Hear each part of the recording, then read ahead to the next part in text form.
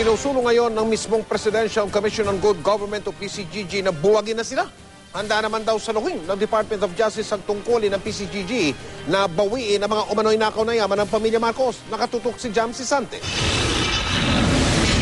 Mga mamahaling alahas tulad ng Diamond Tiara at Giant Burmese Ruby. Kabilang yan sa umano'y nakaw na yaman ng pamilya Marcos na nabawi ng Presidential Commission on Good Government o PCGG. Aabot na raw sa 164 billion pesos o $4 billion ang kanilang nabawi. Simula ng buuin ni dating Pangulong Cory Aquino ang PCGG noong 1986.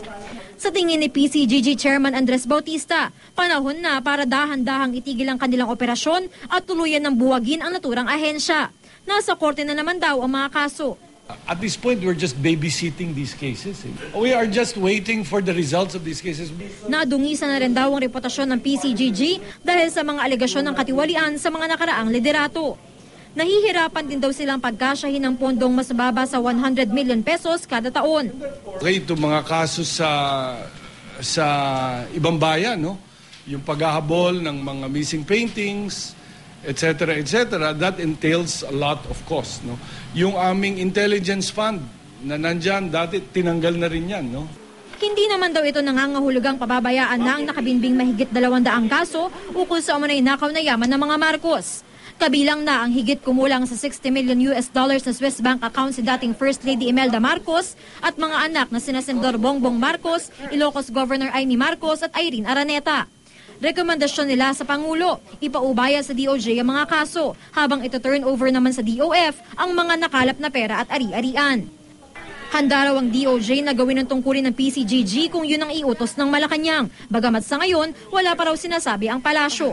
Limited lang dapat yung lifetime ng PCGG at sumobra na nga ng sumobra. Para ma-abolish o mabuwag ang PCGG, kailangan magpasa ng Kongreso ng panukala na nagpapawalang bisa sa batas na bumubuo dito. Pero sa ngayon, wala pang umuusad na ganitong panukala sa Kongreso man o sa Senado. Ang Executive Secretary noon ni Pangulong Cory Aquino na si Senador Joker Arroyo, pabor sa pagbuwag sa PCGG. Malabo na raw kasing makakalap ng karagdagang ebidensya ang PCGG matapos ang 26 na taon. Ayon naman kay Commission on Human Rights Chairperson Eta Rosales, hindi dapat mangamba ang mga biktima ng karapatang pantao sa ilalim ng rehimeng Marcos.